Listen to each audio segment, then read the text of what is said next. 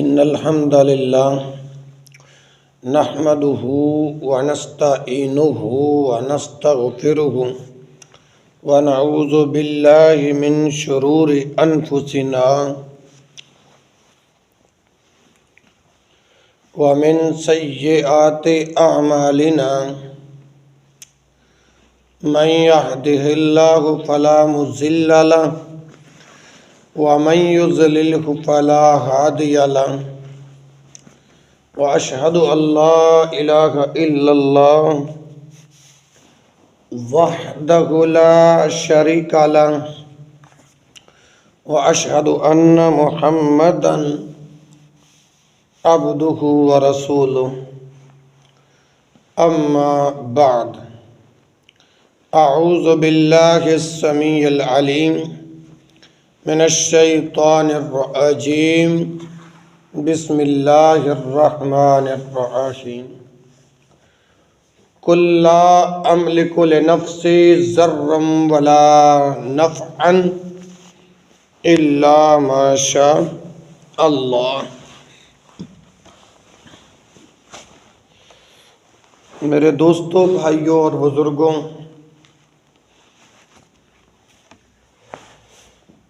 حاضر خدمت ہیں مشرکین کے اعتراضات اور معترضین نے، مستشرقین نے، مشرکین نے دل کا زور لگایا ہے اعتراضات کرنے کے حوالے سے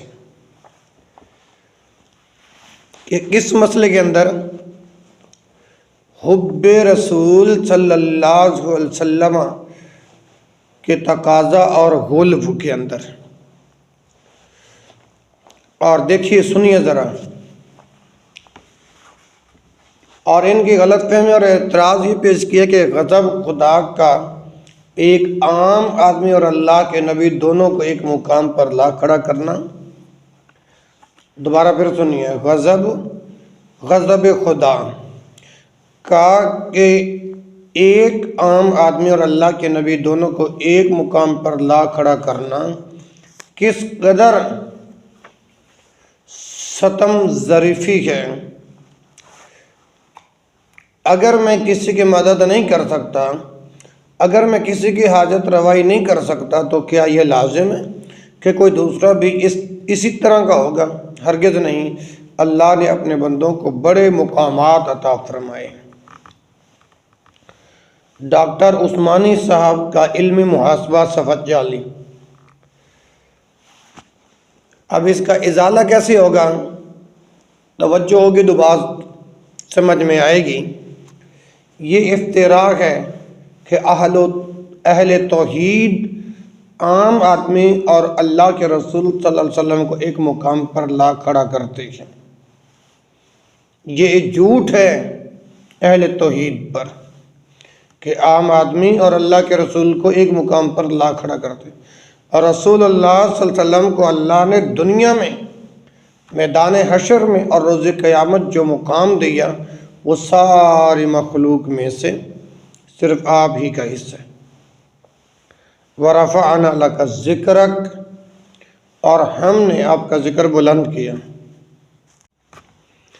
وَرَفَعْنَا لَكَ ذِكْرَكَ، اور ہم نے آپ کا ذکر بلند کیا۔ اللہ نے دنیا میں آپ کا ذکر بلند کیا، قیامت تک کے لیے آپ کو رسول بنا کر آپ کا ذکر بلند کیا۔ میدان حشر میں تمام انبیاء علیہم السلام شفاعت کرنے سے انکار کر دیں گے، صرف آپ صلی اللہ علیہ وسلم کو یہ سعادت نصیب ہوگی کہ آپ سجدہ میں گر جائیں گے۔ اللہ فرمائے گا، محمد اپنا سر اٹھاؤ صلی اللہ علیہ وسلم، مانگو دیا جائے گا، کہو سنا جائے گا، شفاعت کرو شفاعت قبول کی جائے گی۔ آپ کا ذکر حشر کے میدان میں بھی بلند ہوگا۔ آپ حوض کوثر پر اپنی امتیوں کو پانی پلائیں گے، جنت کا دروازہ سب سے پہلے آپ کھلوائیں گے، آپ کے امتی اہل جنت کا نصف ہوں گے، غرض ہر جگہ آپ کا نام بلند ہوگا۔ آپ قیامت کے دن انبیاء کے امام اور خطیب ہوں گے اور ان کی امتوں کی سفارش کریں گے۔ ابن ماجہ کے اندر حدیث موجود ہے 4314۔ آدم علیہ السلام کی ساری اولاد کے آپ سردار ہیں۔ قیامت کے دن اللہ کی حمد کا جھنڈا آپ صلی اللہ علیہ وسلم کے ہاتھ میں ہوگا۔ ابن ماجہ کے اندر حدیث موجود ہے 4308 نمبر ہے۔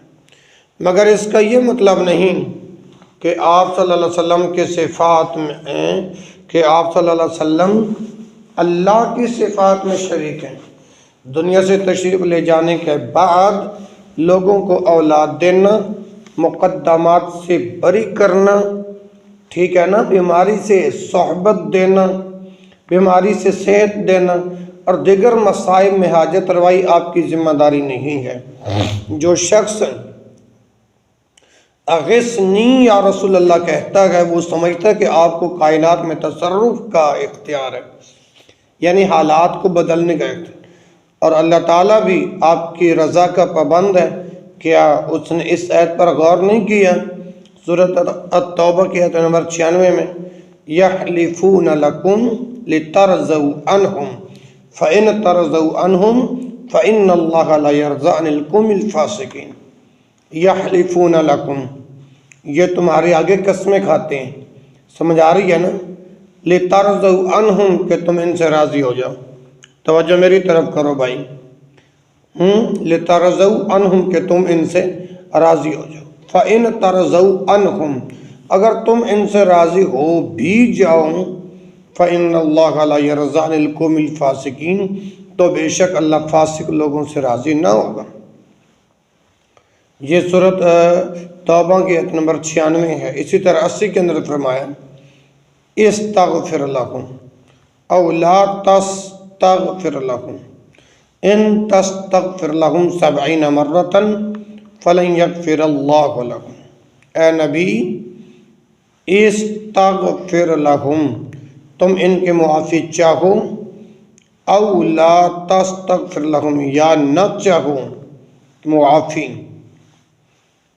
اے نبی اگر تم ان کی معافی چاہو یا نہ چاہو، ان تستغفر لہم 70 مرہ، اگر تم 70 بار بھی ان کے لیے معافی کی دعا کرو گے، فلن یغفر اللہ لہم، اللہ انہیں ہرگز نہیں بخشے گا۔ جب رسول اللہ صلی اللہ علیہ وسلم کی دعا اور درخواست تک کا اللہ تعالیٰ کی بارگاہ میں یہ حال ہو تو پھر اور کون ہے جس سے ہم مدد طلب کرتے ہوئے یہ عقیدہ رکھیں کہ اللہ تعالیٰ ان کا کہا ٹال نہیں سکتا۔ اگر انبیاء علیہ السلام اور اولیاء اللہ کی ارواح سے مدد طلب کرنا جائز ہوتا تو قرآن مجید میں کوئی ایک آیت تو اس کے جواز میں نازل ہوتی نا۔ قرآن مجید میں انبیاء علیہ السلام کے دعائیں موجود ہیں۔ کسی نبی نے گزرے ہوئے نبی یا رسول کو مصیبت کے وقت نہیں پکارا بلکہ اللہ ہی کو پکارا، کیونکہ اللہ نے ایسا کرنے کا حکم دیا، فادعوا اللہ مخلصین لہ الدین ولو کرہ الکافرون۔ سورۃ المومن کی آیت نمبر 14 فادعوا اللہ مخلصین لہ الدین، پس اللہ کو پکارو، اس کے لیے دین کو خالص کر کے، چاہے کفار برا کیوں نہ مانے، ولو کرہ الکافرون، چاہے کفار برا کیوں نہ مانے۔ ٹھیک ہے جی، آگے پہلے اعتراض کا جواب، آپ سنیے دوسرے اعتراض کا جواب۔ اعتراض کیا ہے، غلط فہمی کیا ہے؟ دیکھیے، جبرائیل علیہ السلام نے مریم علیہ السلام سے کہا، حضرات یہ اہم اعتراض ہے، ذرا کان میری طرف دھریں گے تو آپ کو بات سمجھ میں آئے گی کہ جبرائیل علیہ السلام نے مریم علیہ السلام سے کہا انما انا رسول ربک لأہب لک غلاما زکیا، انما انا رسول ربک، میں اللہ کا بھیجا ہوا قاصد ہوں لِأَهَبَ لَكَ غُلَامًا زَكِيًّا، تجھے ایک پاکیزہ لڑکا دینے آیا۔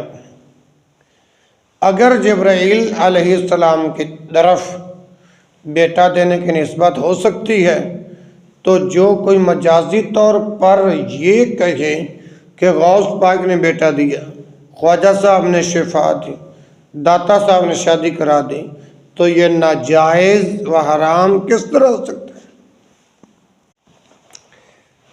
جب جبرائیل علیہ السلام بیٹا دیتے ہیں تو اللہ کے نبی بیٹا کیوں نہیں دے سکتے؟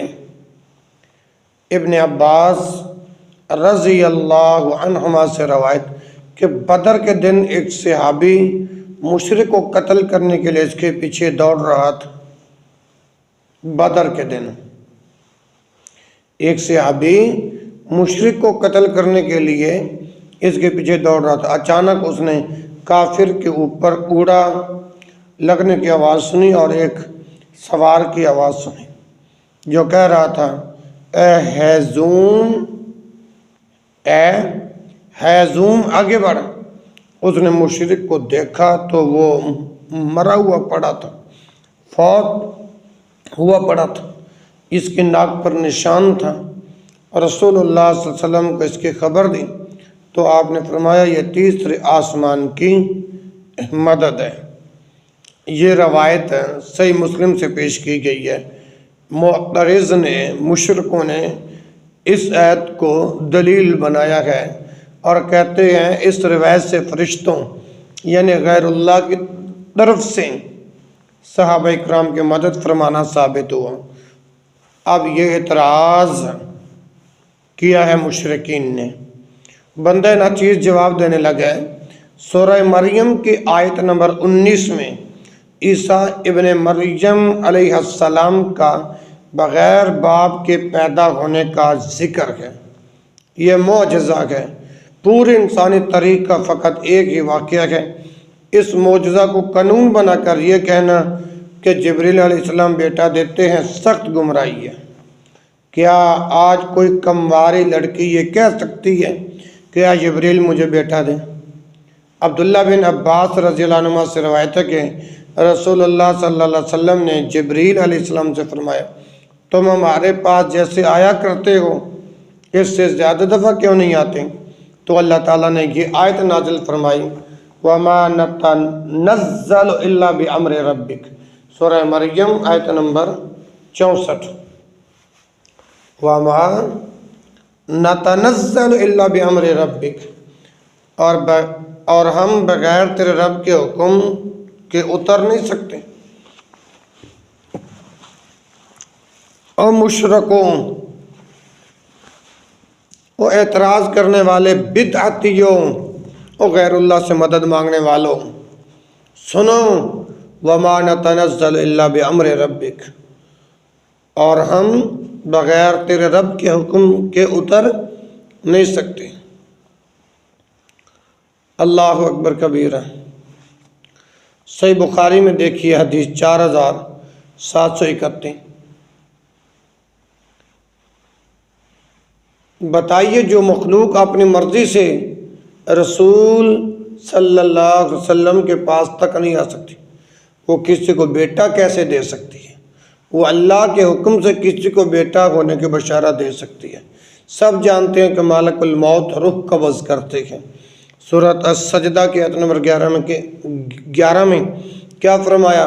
قُلْ يَتَوَفَّاكُمْ مَلَكُ الْمَوْتِ الَّذِي وُكِّلَ بِكُمْ ثُمَّ إِلَىٰ رَبِّكُمْ تُرْجَعُونَ۔ قُلْ، آپ ان سے کہہ دیجئے، يَتَوَفَّاكُمْ مَلَكُ الْمَوْتِ، کہ موت کا فرشتہ جو تم پر مقرر ہے تمہاری روح قبض کر لے گا۔ وُكِّلَ بِكُمْ ثُمَّ إِلَىٰ رَبِّكُمْ تُرْجَعُونَ، پھر تم اپنے رب کی طرف لوٹائے جاؤ گے۔ حضرات، کیا ائمہ اہل سنت نے مالک الموت کو پکارنے کی تعلیم دی کہ اے مالک الموت، میں نے مرنے والے سے چند اہم باتیں کرنی ہیں، یا اس مرنے والے کے ذمہ بہت سے معاملات ہیں، اس کو ذرا مہلت دیں؟ تاکہ اپنا کام کو پورا کر سکیں۔ اسی طرح لیلۃ القدر میں روح الامین اور فرشتے رحمتیں اور برکتیں لے کر نازل ہوتے ہیں۔ تنزل الملائکۃ والروح فیہا بإذن ربہم من کل امر۔ روح الامین اور فرشتے اس رات اپنے رب کے اذن سے ہر حکم لے کر نازل ہوتے ہیں۔ کیا کسی نے ان کو پکارا کہ تھوڑی سی رحمت اور برکت ہمیں دے جائے؟ کوئی ان فرشتوں کو جا کر نہیں پکارتا، کیونکہ سب جانتے ہیں یہ اللہ کے حکم سے نازل ہوتے ہیں اور وہی ہیں جن کا انہیں حکم دیا جاتا ہے۔ سورۃ تحریم کی آیت نمبر 6 پہ غور کرو۔ لا یعصون اللہ ما امرہم، اللہ انہیں جو حکم دے، لا یعصون اللہ، وہ اس کی نافرمانی نہیں کرتے۔ ما امرہم، اللہ انہیں جو حکم دے۔ وَيَفْعَلُونَ مَا يُؤْمَرُونَ، اور وہی کچھ کرتے ہیں جو انہیں حکم دیا جاتا ہے۔ یہ فرشتے تو سفارش بھی اسی کی کرتے ہیں جس کی سفارش کرنے کی اجازت اللہ دیتا ہے۔ سورۃ النجم آیت نمبر 26۔ وَكَم مِّن مَّلَكٍ فِي السَّمَاوَاتِ لَا تُغْنِ شَفَاعَتُهُمْ شَيْئًا إِلَّا مِن بَعْدِ أَن يَأْذَنَ اللَّهُ لِمَن يَشَاءُ وَيَرْضَىٰ۔ وَكَم مِّن مَّلَكٍ فِي السَّمَاوَاتِ، آسمانوں میں کتنے ہی فرشتے ہیں، لا تغنی شفاعتہم شیئا، جن کی سفارش کسی کے کچھ بھی کام نہ آئے گی، الا من بعد ان یأذن اللہ لمن یشاء ویرضی، الا یہ کہ اللہ تعالیٰ جس کے لیے چاہے اجازت بخشے اور وہ سفارش اسے پسند بھی ہو، ویرضی۔ جی آگے دوسرے اعتراض کا جواب۔ جی محترم ناظرین مستمعین، اگلا اعتراض سنو۔ یہ لکھتا ہے جی بریلوی مولوی کہ رسول اللہ صلی اللہ علیہ وسلم نے سیدنا ربیہ بن کعب اسلمی رضی اللہ عنہ سے فرمایا کچھ مانگ۔ انہوں نے عرض کیا کہ جنت میں آپ کا ساتھ چاہتا ہوں۔ آپ نے فرمایا کچھ اور؟ انہوں نے کہا کہ پس صرف یہی۔ صحیح مسلم 499 نمبر ہے۔ اچھا، یہ احادیث کوٹ کر کے نیچے لکھتا ہے کہ آپ نے فرمایا مانگ، اور کسی مطلوب خاص کی تخصیص نہ کی۔ اس سے معلوم ہوا کہ سارا معاملہ حضور ہی کے ہاتھ کریمانہ میں ہے، ہاتھ کریمانہ میں ہے، جو چاہیں جس کو چاہیں اپنے رب کے حکم سے عطا فرماتے ہیں۔ یہ ہے اعتراض۔ اب سنیے اس کا جواب، ازالہ اس کا میں کیسے کرتا ہوں، ذرا توجہ میری طرف۔ حدیث مبارکہ کے آخری حصہ پر غور کیجئے۔ آپ صلی اللہ علیہ وسلم نے فرمایا فَإِنِّي عَلَىٰ نَفْسِكَ بِكَثْرَةِ السُّجُودِ، صحیح مسلم 499 نمبر۔ تم کثرت نوافل سے اپنے مقصد کے حصول کے لیے میری مدد کرو۔ اگر جنت آپ صلی اللہ علیہ وسلم کے اختیار میں ہوتی تو آپ سیدنا ربیہ رضی اللہ عنہ کو کثرت سے نوافل پڑھنے کا حکم کیوں دیتے؟ معلوم ہوا کہ معاملہ وہی ہے جو ثوبان رضی اللہ عنہ نے رسول اللہ صلی اللہ علیہ وسلم سے کہا تھا، اخبرنی بعمل اعملہ یدخلنی اللہ بہ الجنہ، مجھے ایسا عمل بتائیے جس کے کرنے سے اللہ تعالیٰ مجھے جنت میں داخل کر دے۔ آپ صلی اللہ علیہ وسلم نے فرمایا علیک بکثرت السجود، علیک بکثرت السجود للہ، تم بکثرت سجدے کرو۔ صحیح مسلم میں 488 نمبر ہے۔ ہاں جی، تو سیدنا ربیہ رضی اللہ عنہ کا مقصد واضح ہے کہ مجھے ایسا عمل بتائیے جس کے کرنے سے جنت میں آپ کا ساتھ نصیب ہو جائے، یا میرے لیے دعا فرمائیے کہ میں جنت میں آپ کے ساتھ رہوں۔ اگر جنت آپ کے اختیار میں ہوتی تو آپ فرماتے جا میں نے تجھے جنت دے دی، آپ نے کیوں فرمایا کہ کثرت نوافل سے میری مدد کرو؟ جی اگلا اعتراض یہ ہے کہ اللہ تعالیٰ سے مدد طلب کرتے ہوئے اسے مستقل، غیر محتاج، قادر مطلق، مالک و مختار اور غنی و بے نیاز مانا جاتا ہے، جبکہ انبیاء علیہم السلام اور اولیاء کرام سے استمداد، مدد طلب کرتے ہوئے انہیں غیر مستقل، اللہ تعالیٰ کا محتاج، اللہ کی بارگاہ سے حاصل ہونے والے فیوز و برکات کا واسطہ و ذریعہ اور قضاء حاجت کے سلسلے میں وسیلہ سمجھ کر کی جاتی ہے۔ یہ اللہ تعالیٰ کی عادت کریمہ ہے کہ اس نے ہر کام کی تکمیل کے لیے کوئی نہ کوئی وسیلہ ضرور بنایا ہے، مثلاً وحی و روزی پہنچانے، بارش برسانے، ہوا چلانے، روح قبض کرنے اور دیگر بے شمار کاموں کے لیے فرشتوں کو مقرر فرمایا۔ وہ ذات پاک اور ہر چاہت پر قادر ہونے کے باوجود تقریباً ہر کام کے لیے وسیلہ قائم کرنا ہی پسند فرماتی ہے۔ تو اس کے ساتھ ساتھ یہ بھی ثابت ہو گیا کہ غیر اللہ کی طرف رجوع کرنا اللہ تعالیٰ کی مشیت کے عین مطابق ہے،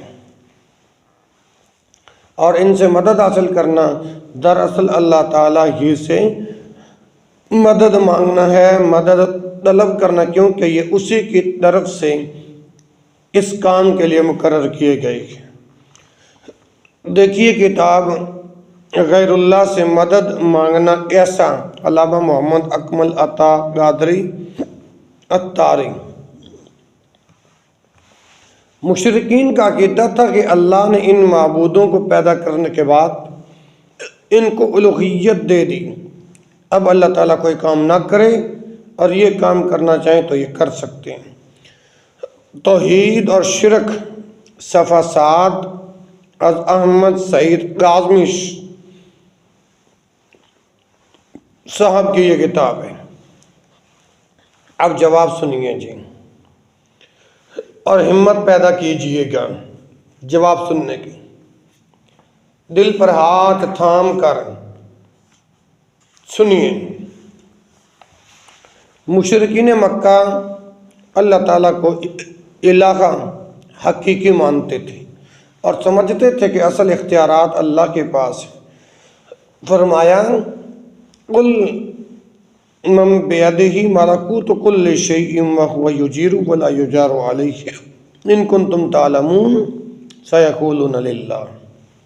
سورۃ المومنون کی آیت نمبر 88 اور 99۔ قل کہہ دیجئے، من بیدہ ملکوت کل شیء، اس کے ہاتھ میں ہر چیز کی بادشاہت ہے۔ قل کہہ دیجئے، من بیدہ ملکوت کل شیء، کس کے ہاتھ میں ہر چیز کی بادشاہت ہے، وہو یجیر، اور وہ پناہ دیتا ہے، ولا یجار علیہ، اس کے خلاف کوئی پناہ نہیں دے سکتا۔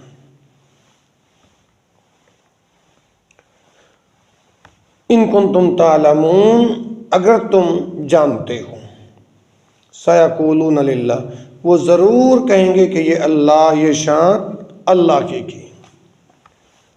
معلوم ہوا کہ مشرکین مکہ بھی اپنے معبودوں کی طاقت کو عطا سمجھتے تھے اور اپنے معبودوں کو اللہ کی بارگاہ میں اپنا سفارشی سمجھتے تھے۔ سورۃ یونس آیت نمبر 18 ملاحظہ فرمائیے۔ وَيَقُولُونَ هَؤُلَاءِ شُفَعَاؤُنَا عِندَ اللَّهِ، اور کہتے ہیں کہ اللہ کے پاس ہمارے سفارشی۔ اسی طرح سورۃ زمر آیت نمبر 3 میں ہے کہ مَا نَعْبُدُهُمْ إِلَّا لِيُقَرِّبُونَا إِلَى اللَّهِ زُلْفًا، ہم ان کی عبادت صرف اس لیے کرتے ہیں کہ وہ ہمیں اللہ کے قریب کر دیں۔ لِيُقَرِّبُونَا إِلَى اللَّهِ زُلْفًا، یہی وجہ ہے کہ مشرکین مکہ سخت مصیبت میں صرف اللہ ہی کو پکارتے تھے۔ سورۃ الانعام کی آیت نمبر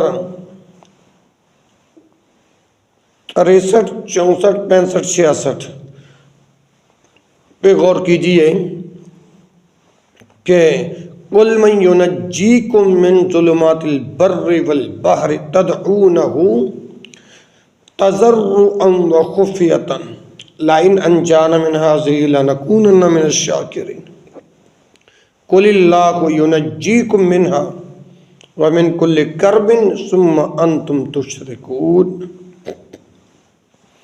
قل کہہ دیجئے مَن يُنَجِّيكُم مِّن ظُلُمَاتِ الْبَرِّ وَالْبَحْرِ، کہہ دیجئے وہ کون ہے جو تمہیں جنگل اور دریا کے آفتوں سے نجات دیتا ہے. تَدْعُونَهُ تَضَرُّعًا وَخُفْيَةً، جب تم گڑ گڑا کر اور آہستہ آہستہ پکارتے ہو. لَئِنْ أَنْجَانَا مِنْ هَٰذِهِ لَنَكُونَنَّ مِنَ الشَّاكِرِينَ لَئِنْ أَنْجَانَا، کہ اگر وہ ہمیں اس سے نجات دے دے، لَنَكُونَنَّ مِنَ الشَّاكِرِينَ، تو ہم ضرور شکر گزار بن جائیں گے. قُلِ اللَّهُ يُنَجِّيكُم مِّنْهَا وَمِنْ كُلِّ كَرْبٍ ثُمَّ أَنْتُمْ تُشْرِكُونَ، تم کہہ دو کہ وہ تمہیں اس سے اور ہر بے چینی سے نجات دیتا ہے. وَمِنْ كُلِّ كَرْبٍ، اور ہر بے چینی سے نجات دیتے ہیں. ثُمَّ أَنْتُمْ تُشْرِكُونَ، پھر تم اس کے شریک ٹھہراتے ہو. صبر کرو. سورۃ العنکبوت کے اندر دیکھو آیت نمبر 65 فرماتے ہیں اللہ رب العالمین فَإِذَا رَكِبُوا فِي الْفُلْكِ دَعْوُا اللَّهَ مُخْلِصِينَ لَهُ الدِّينَ فَلَمَّا نَجَّاهُمْ إِلَى الْبَرِّ إِذَا هُمْ يُشْرِكُونَ. فَإِذَا رَكِبُوا فِي الْفُلْكِ، پھر جب یہ کشتی میں سوار ہوتے ہیں، دعوا اللہ، تو اللہ کو پکارتے ہیں، مخلصین لہ الدین، خالص اسی کی عبادت کرتے ہیں. فَلَمَّا نَجَّاهُمْ، لیکن جب وہ ان کو نجات دے کر إِلَى الْبَرِّ، خشکی پر پہنچا دیتے ہیں، إِذَا هُمْ يُشْرِكُونَ، تو جٹ شرک کرنے لگ جاتے ہیں. بیت اللہ کا طواف کرتے ہوئے مشرکین کہا کرتے تھے لبیک اللہم لبیک، لبیک لا شریک لک، لبیک لا شریک لک الا شریکا هو لک تملکہ وما ملک. صحیح مسلم حدیث کا نمبر 1185. لبیک اللہم لبیک، میں حاضر ہوں اے اللہ، میں حاضر ہوں. لبیک لا شریک لک، تیرا کوئی شریک نہیں. الا شریکا هو لک تملکہ وما ملک، مگر ایسا شریک جو تیرا ہے تو شریک کا، مگر ایسا شریک جو تیرا ہے تو اس شریک کا جو اس کے اختیار میں ہے اس کا بھی مالک ہے. ان آیات سے مشرکین مکہ کے نظریات واضح ہیں کہ وہ اصل قدرت اور طاقت اللہ ہی کی مانتے تھے. سخت مصیبت میں اسی کو پکارتے تھے اور سمجھتے تھے اللہ کے مقابلے میں کوئی پناہ نہیں دے سکتا. وہ معبودوں کو صرف سفارشی جانتے تھے، اور آج کے کلمہ گو بھی انبیاء و اولیاء اللہ کے بارے میں یہی نظریات رکھتے ہیں. اللہ اکبر کبیرہ. میرے محترم بھائیوں، وقت ختم ہو گیا ہے، ابھی اعتراضات بہت کافی ہیں.